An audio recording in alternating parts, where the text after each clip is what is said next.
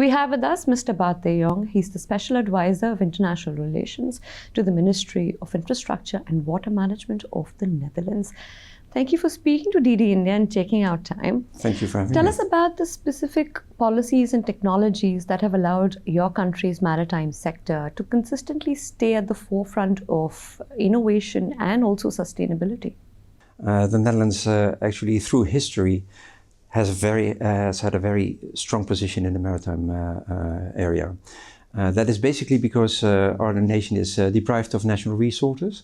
So we are very much an outward-looking trading nation, international trading nation. We're at the mouth of the River Rhine, and that is where a lot of transshipment happened, and that is what made the port of Rotterdam to what it is today, one of the biggest ports in the world, the biggest port in Europe. And around that Rotterdam port, an enormous maritime cluster grew. Maritime cluster consisting of at about 12,000 companies at the moment, ranging from shipping, shipbuilding, maritime research, education institute, maritime services like financial services, insurances, all that is there.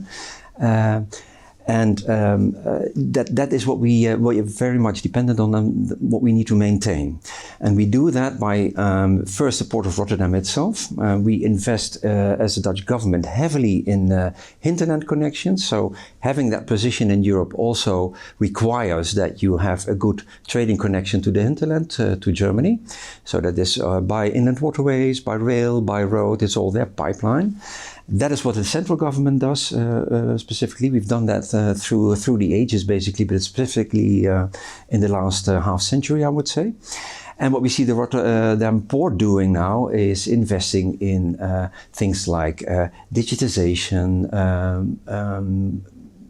infrastructure for hydrogen, those kinds of things. So we do have this cluster, but we also are continuously investing in it. Talking about India and Netherlands maritime collaborations, they've conducted exercises together as well. How do you see that partnership evolve in the next decade, especially when we talk about your country's expertise in shipping and also port infrastructure, which could directly help India's ambitions when it comes to its Sagarmala program as well? Yeah, we actually have a strong cooperation with the Indian Ministry of Port, Shipping and Waterways. Of course, there's always been some presence of Dutch companies on the Indian market. Even companies that are here today, they established themselves in India in the beginning of the 20th century. But since 2018, we have a formal cooperation with the Ministry of Port, Shipping and Waterways. And we've identified a number of key areas that we think we have an added value, and also the Indian side sees we have an added value.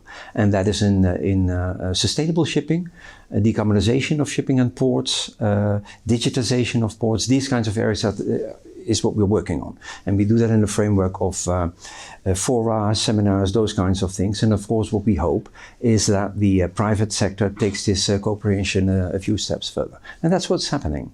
So we see, I didn't mention even port development, port design and port construction. That's also an area where we're active in. And we see a strong presence of Dutch companies on that Indian market at the moment. You were at the Sagar Manthan conference, which is the Great Oceans Dialogue, inaugurated in India. Netherlands was one of the partner countries as well. What is it that your country brings to the table in terms of aligning your country's interest with India? Well, let me say first that I think the Sagar Manthan conference was not on India only. It was geared towards, it's an international conference, but very much focusing on the Indo-Pacific. And we have an interest in the Indo-Pacific, not only as the Netherlands, but the whole of Europe has. 70% of world trade passes through the Indo-Pacific. As I just said in the beginning, we are very much dependent on international trade. So we are very much, we have an interest in keeping that the trade going. That means that we take care of, or we contribute to taking care of freedom of navigation based on United Nations Law of the Sea. safe and secure shipping lanes is also very much important, because we know what's happening in the Gulf area, Strait of Malacca.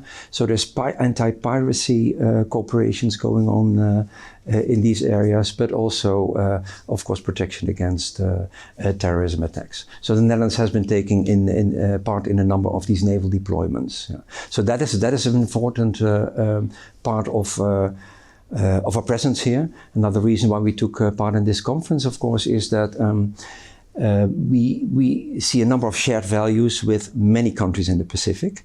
That's basically defense, or let's say defending of democratic values. We have shared values, democratic values, human rights, those kinds of areas. So we saw, let's say, an alignment of the purpose of the conference that India put on the table, and our objectives in general in the Indo-Pacific, and that's why we were here and took part. What specific shared values and interests does the Netherlands aim to defend through its naval presence in the Indo-Pacific? There has been focus of the Netherlands along with the other European nations as well.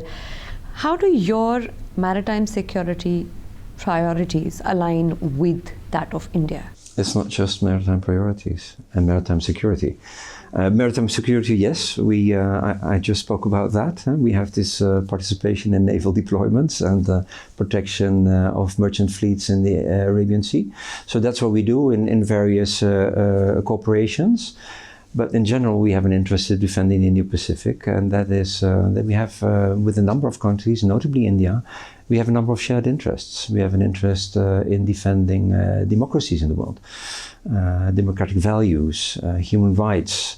We believe in free trade which is essential in our view to economic development also. We've seen that in Europe, free trade in Europe since 1992, when we created the internal market in Europe, has been a tremendous step forward for a lot of countries. It's bringing us a lot of economic prosperity. So that is what we're trying to defend. And then also what we desperately need, especially also in the present geopolitical developments, is alignment on climate policy.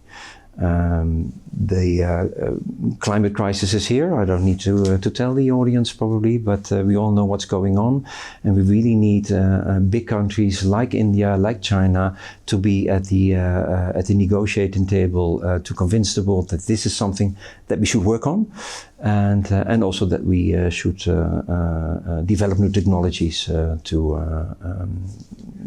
combat climate change.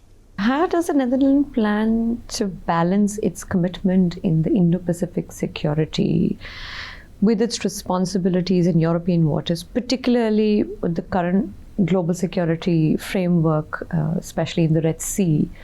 How are the priorities being aligned or balanced in that sense? It's very difficult to say, to speak about the Indo-Pacific as one, because there's conflicts of interest also within the Indo-Pacific. So we see, of course, tensions in the South Chinese Sea. That's one.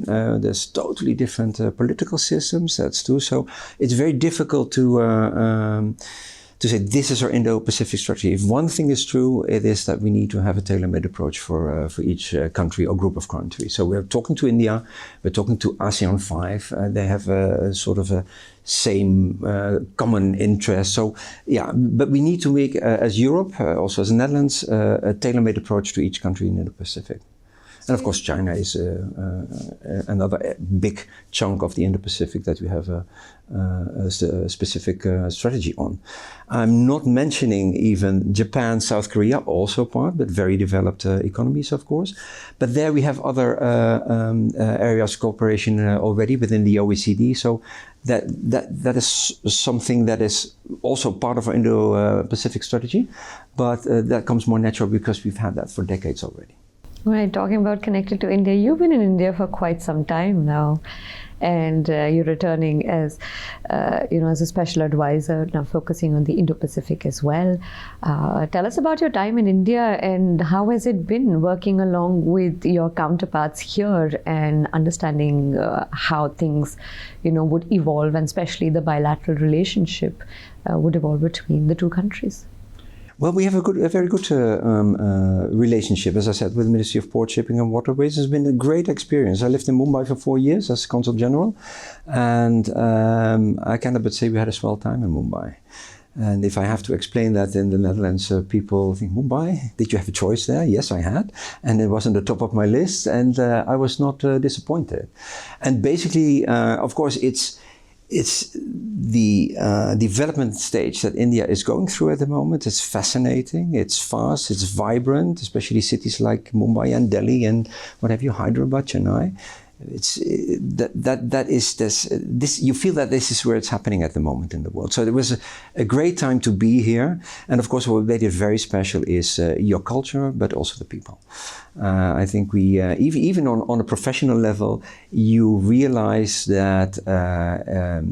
Context matter, relationship on the individual level matter, and that is what makes India very special. I think very special place to be.